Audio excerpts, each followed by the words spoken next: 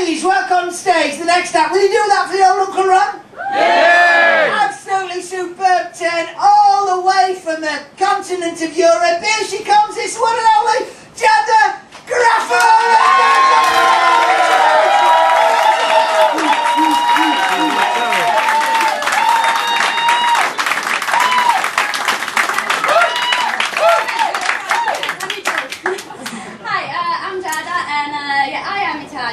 I guess that the fact that, you know, I dress up like a Super Mario, got a moustache, and doesn't leave many doubts about that, yeah. I am also a very clever girl and humble, yeah. And in my spare time, I like to, you know, think about, make observations about life in general, sometimes even come up with an answer, yeah. Like the other night, I went to this friend's birthday party. It was a typical English house party, you know, half of the people in the kitchen looking after their drinks, defending them very carefully, yeah. And don't laugh it, you know, don't laugh, they do it because of the blues band. Is this new topology of thieves operating in London, come from Eastern Europe, and yeah, apparently they go to house parties to steal people's drinks. Yeah, like if our jobs, you know, were not enough for bloody foreigners. So anyway, I was saying some people in the kitchen and you know, good bunch of people in the living room waiting to be pissed enough to, you know, talk to each other. And of course, the stoners, you know, those people who go to a party and spend the whole night in the garden just getting stoned and staring at the void like this. That you do wonder why they even made the effort to go to the party. I'm always one of those. Anyway, I was at this party and I was getting quite bored and stoned, and you know, I was wondering how I could spice it up a little bit, and then it hit me and I thought, hey, I'm in London, I'll shag someone. I'm a very bad girl. So there was this guy. Seemed pretty normal at first, you know, normal Giza. Big shirt, open on his chest, coordinated blue jacket straight from the 80s, and a couple of pounds of gold hanging around his neck, and not even Mr. T from the 80s. A drama teacher. So, you know, alright, you know, it would do.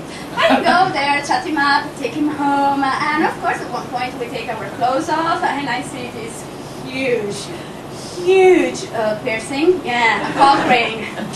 I have to be honest, at first I got a little bit scared. I thought, fuck me, well yeah, that's what he's going to do, but how do I deal with this now? Then I have to say that, you know, all I could think about was, oh my god, what have I missed in these years, really? And seriously, guys, you know, comedy apart, if you don't know what to get your girlfriend for the birthday, I would think about that. You know, a bit painful, but then it's all good. The only thing I would consider before going down that road to check out is how it works when you travel. You know, when you go to the airport and you have to pass the metal detectors.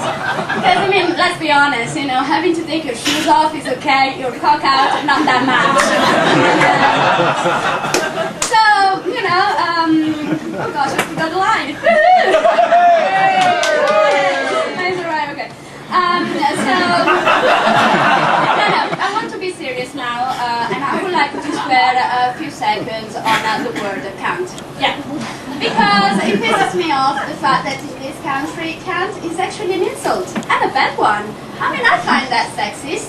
And, you know, how comes, like, you know, why my thing? You know, it's worse than a man's dick, which, by the way, hanging down like this all day doesn't look too clever to me. I mean, in Italy, cunt is a compliment. A little bit rude, maybe, but it is. It actually means that a girl is very cool and you want to shag her, which, you know, I think is also more pertinent to the real meaning of the word.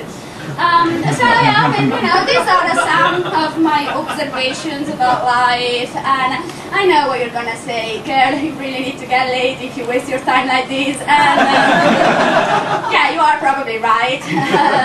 But the thing is that when I was young, because now I'm really old, I don't know, I used to be a bit of a hardcore babe with drugs, especially ecstasy.